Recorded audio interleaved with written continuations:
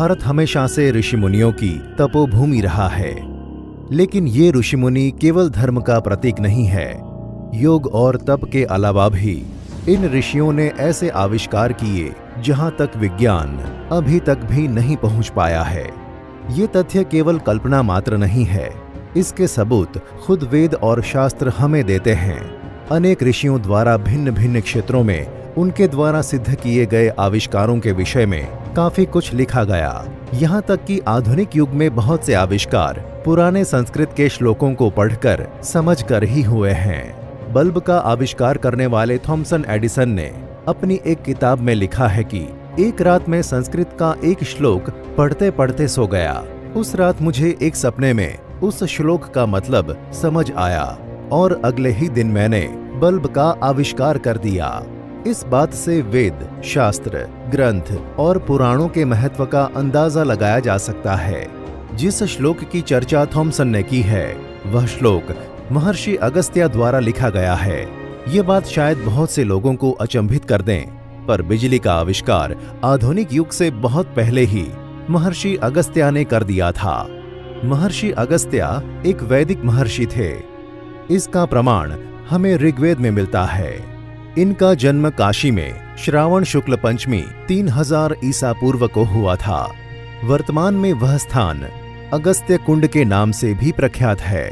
महर्षि अगस्त्य राजा दशरथ जी के गुरु होने के साथ साथ सप्त ऋषियों में से एक थे। महर्षि अगस्त्य ने अगस्त्य संहिता नाम के ग्रंथ की रचना की थी। इस ग्रंथ की प्राचीनता और सत्य पर बहुत से शोध हुए और काफी हद तक इसे सही भी पाया गया। इस ग्रंथ की बहुत चर्चा हुई। एक बात जो सबको हैरान कर देने वाली थी वो ये कि इस ग्रंथ में विद्युत उत्पादन से संबंधित सूत्र मौजूद हैं। वो श्लोक कुछ इस प्रकार से हैं। संस्थाप्य मृण्मये पात्रे ताम्रपत्रम सुसंस्कृतम छादयेत् शिखिग्रीवेन चार्दाभिः काष्ठापांशुभिः दस्तालोष्टो निधात्वयः पार्दाच्छादितस्ततः संयोगा जायते तेजो मित्रा वरुण संगीतम। अगस्त्य संहिता अर्थात एक मिट्टी का पात्र लें, उसमें ताम्र पट्टी का यानी कि कॉपर शीट डालें तथा शिखी ग्रीवा यानी कि कॉपर सल्फेट डालें। फिर बीच में गीली काष्ठ पांसु यानी कि वेट सॉडस्ट लगाएं। ऊपर पारा यानी कि मर्क्यूरी तथा दस्तलोष्ट यानी कि जिंक डालें।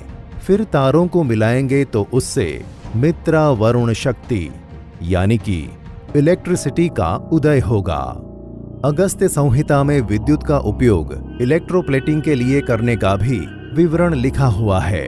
उन्होंने बैटरी द्वारा तांबा या सोना या चांदी पर पॉलिश चढ़ाने की विधि निकाली। अतः अगस्त्य को कुंभोद्भव यानी कि बैटरी बॉर्न भी कहा जाता है। केवल यही नहीं, बिजली उत्पादन के अलावा महर्षि अगस्त्य का अन्य महत्वपूर्ण योगदान मार्शल आर्ट्स के क्षेत्र में है। महर्षि अगस्त्य केरल के मार्शल आर्ट कलरीपायट्टू की दक्षिणी शैली वर्मक्कलई के संस्थापक आचार्य या दूसरे शब्दों में कहूं तो आदि गुरु हैं। महर्षि अगस्त्य की महिमा बिजली उत्पादन और मार्शल आर्ट तक सीमित नहीं है। विमान उड़ाने संबंधी दी गई उनकी जानकारी सराहनीय है।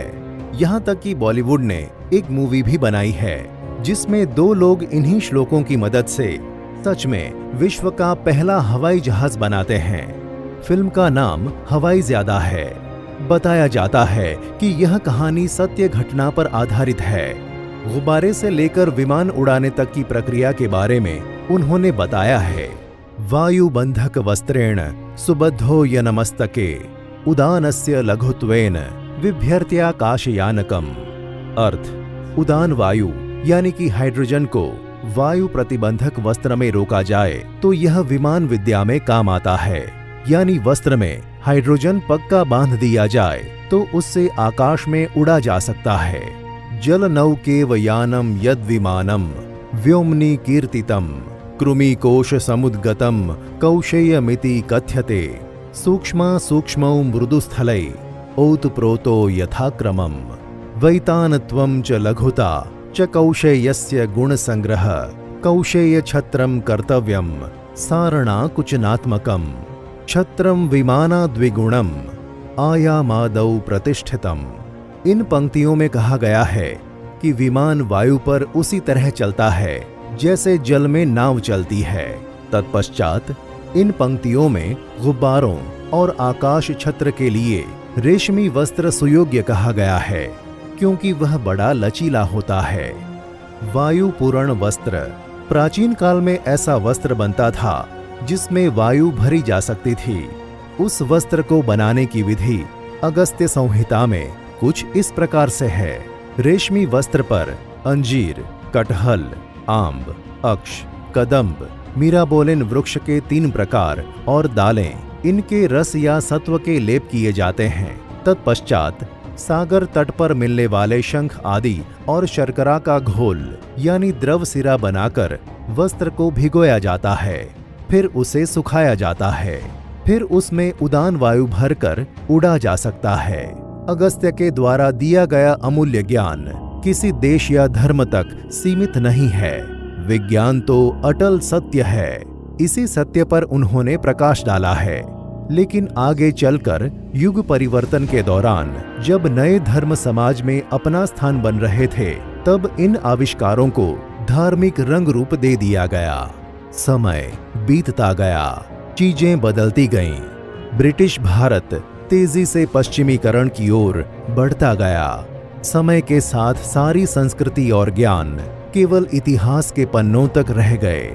आधुनिक युग में हम अपनी संस्कृति तो भूले ही, साथ ही भूल गए हमारे पूर्वजों का सिद्ध किया हुआ ज्ञान, जो हमारी सबसे बड़ी विरासत है। तो अभी के लिए इतना ही। आगे आने वाले वीडियो में मिलेंगे कुछ ऐसे अद्भुत तथ्यों के साथ।